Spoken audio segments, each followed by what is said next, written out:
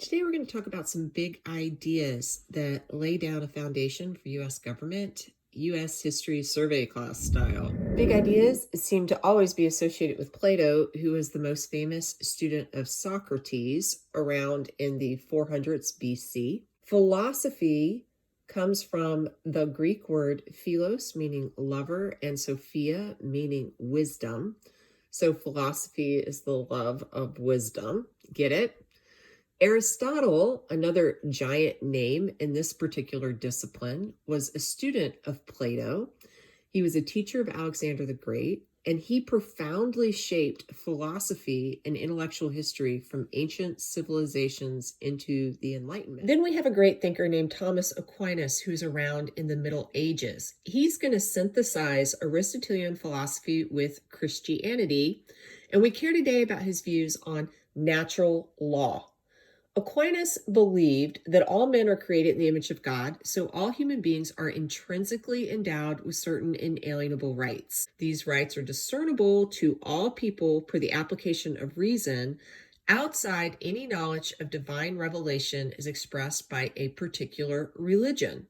God put order into nature and wrote an understanding of common laws onto the hearts of human beings. To kind of sum Thomas Aquinas up, reason allows human beings to participate in God's eternal laws, which are objective truths about right and wrong, because natural laws are evident to the human mind and thus not a matter of faith or revelation. For example, Aquinas says all human beings have a right to life. Think about a lion running towards a human being. An unnatural reaction would be the person says, I'm about to be a people chop, so I should stand still and maybe cover myself in pepper. A more natural reaction would be a person says, that lion has giant sharp teeth that are going to hurt me, so I am going to shoot it instead of letting it eat me because I must preserve my own life. All living creatures would naturally try not to be eaten by the lion. However, a human being can go a step further than a gazelle and reasonably generalize an instinct to live points to a value associated with human life itself. This is one of Thomas Aquinas's ideas, though I'm not sure he ever talked about a lion and pepper on people pork chops. Of course, Thomas Aquinas was informed by a Catholic perspective, so he would say you should study doctrine and leave what he would call a state of ignorance behind you. He said you could learn from revealed scripture that man is created in God's image, which is why all human life is valuable and of equal worth. However, if he never read a Bible, the divine spark within, which provides mankind with both conscience and reason, would still allow man to understand the natural law. Human life is intrinsically valuable. In the most basic of ways, Thomism asserts that good should be done while evil should be avoided, and natural law helps human beings know what is good and what is evil. Let's see an American do some fancy thinking and apply Thomism to American society. In the Jim Crow era, Martin Luther King wrote a letter from a Birmingham jail. Quote, to put it in the terms of St. Thomas Aquinas, an unjust law is a human law that is not rooted in eternal and natural law. Any law that uplifts human personality is just.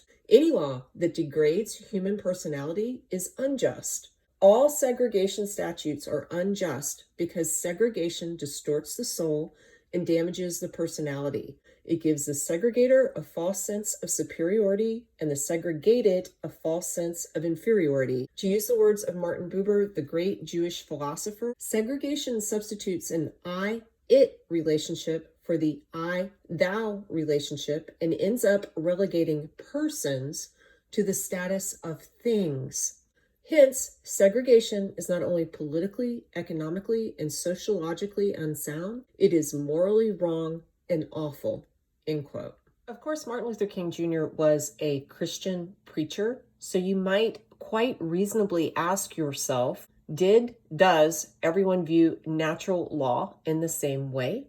No. Let's talk about Thomas Hobbes, a philosopher writing during the English Civil War in the 1600s. First, Hobbes, not a big fan of religion. He was an acquaintance of Galileo and Descartes, and he was a mechanistic materialist in the dawning age of science. Mechanistic materialism reduces the world to matter, not soul, as humans are like machines with certain qualities created by nature. Human nature is defined by self-interested passions, according to Hobbes. In fact, Hobbes is the ultimate relativist. What does that mean? If you ask yourself what is good, it's what a man likes. What is evil? What a man doesn't like. So it really depends on what an individual man likes or doesn't like. In a state of nature, you live in a violent and unstable place where all are governed by their own desires. According to Hobbes, a law of nature is, quote, a precept or general rule found out by reason, by which a man is forbidden to do that which is destructive of his life, or taketh away the means of preserving the same, and to omit that by which he thinketh it may be best preserved, end quote. Note, one still has a right to life, as with Aquinas, though it is less clear if one must care about someone else's right to life. Preservation of one's own life is paramount, and one has the liberty to preserve it. Because it is reasonable, people should, even in a state of nature, seek peace. Why? That preserves your own life. You should engage in covenants with other humans to preserve the peace. Why? That preserves your own Unfortunately, life. According to Hobbes, in a state of nature, human nature is always true to itself, thus selfish and self-centered. Thereby, even if you want to establish peace, you're going to live in a war of all against all. So this brings us to the first articulated social contract of early modern politics. Human beings may choose to give up personal liberty to a sovereign power in the interest of maintaining their own lives. That means they can go from a state of nature into a society. The sovereign will then enforce stability in society via the law, which emanates from the sovereign outside the state of nature. Hobbes' sovereign did not have to be a monarchy, but that was his preference. The sovereign would control all, even property, within the society. The sovereign becomes supreme via social contract as absolute power is required to enforce the laws needed to maintain stability despite the natural desire of every man to rule over other men. Again, for Hobbes, there is a natural right to preserve one's own life by whatever means are necessary. Freedom of speech, religion, etc. are not really considered. Safety is the primary concern for which liberty is sacrificed to the sovereign. That's Leviathan, written during the English Civil War, published in 1651. Now let's make a glorious leap forward to the 1680s, when there was another revolution in England. A glorious revolution, I say. The reigning sovereign was replaced by new sovereigns, but what was really sovereign? John Locke had some ideas. John Locke basics. He was born in 1632 near Bristol, England. His parents were Puritans. His father fought against the king in the English Civil War. He attended school at Oxford. He studied medicine. He became a part of the household of Anthony Ashley Cooper, the first Earl of Shaftesbury. And most important, Thomas Jefferson, who is the primary author of the Declaration of Independence, thought John Locke was one of the three most important thinkers who had ever walked on the planet. If you walked into the parlor at Monticello, which was Thomas Jefferson's home, you would find a portrait of Francis Bacon, Sir Isaac Newton, and John Locke, because these guys were like the bomb to Jefferson. We hear about Locke's views on natural law, and he thought in a state of nature, people are naturally good. All people have three basic wants: life, liberty, and property. Locke states, no one ought to harm another in his life, liberty, or possessions. Similar to Aquinas, reason gives human beings the ability to deduce these rights as part of natural law. Who created natural law according to Locke? God. Similar to Hobbes and Aquinas, all human beings are born free and equal in a state of nature. People within Locke's state of nature typically choose to live in peace and they don't bother each other much. Property can be owned. This is super stressed by John Locke. If a person claims something from nature for personal use, he or she then owns what was taken. Thus, there's a natural right to private property. According to Locke, you have to in some way improve upon the thing that was in the common. Just think about a field. No one owns a field in a state of nature, but you find the field, you're wandering along, there's a field. And you plant some fig trees, as you do, and you start to gather ripe figs from the fig trees that you planted.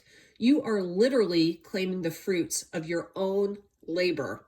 The figs thereby rightfully belong to you. Since you're making use of the field to grow the fig trees, the field also belongs to you. The land is now yours. You might ask, why would anyone want to leave Locke's state of nature when human beings are rational enough to act in benign ways towards each other?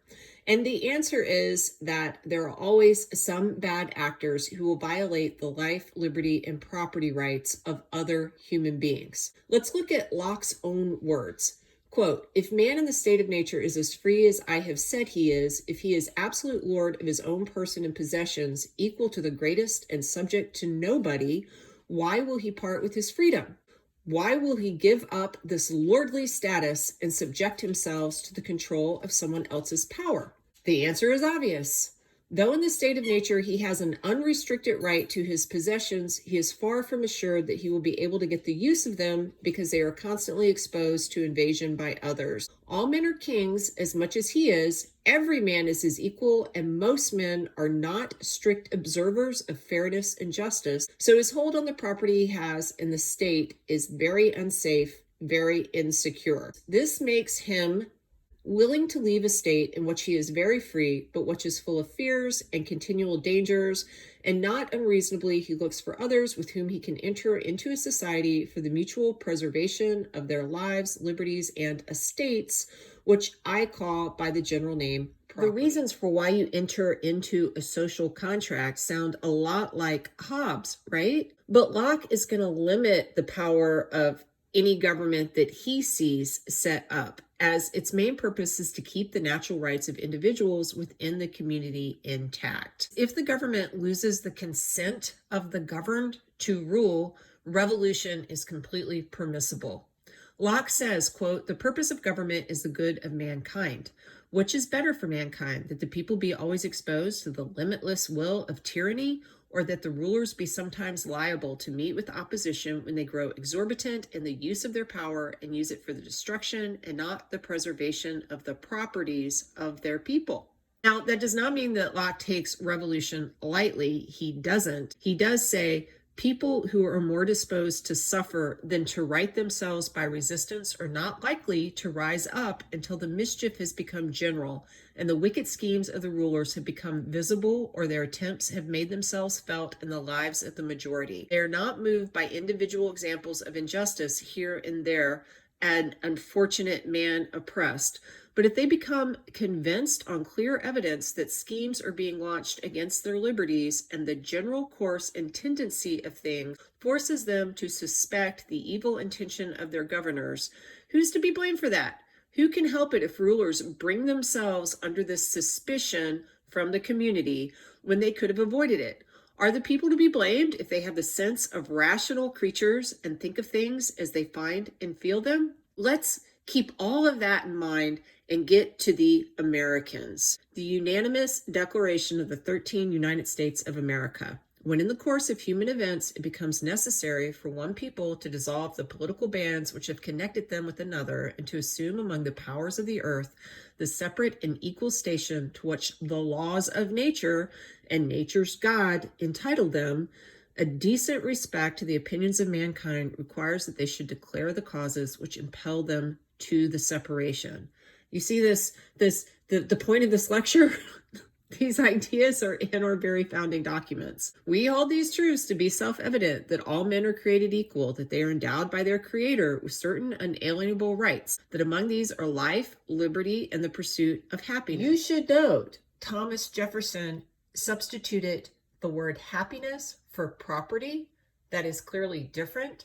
Scholars have argued about why, and it's really up to you to think about what his reasoning would be, because the entire Declaration of Independence is extremely Lockean. Pull up the text of the Declaration on your own and read Jefferson's justifications for why the Americans can break their social contract with the king, and you'll see huge echoes of the Second Treatise of Government. Then, leaving this mini lecture, think about how different people define natural rights, especially Locke, and how that may give Americans today a sense that government is not the giver of rights, but only the protector.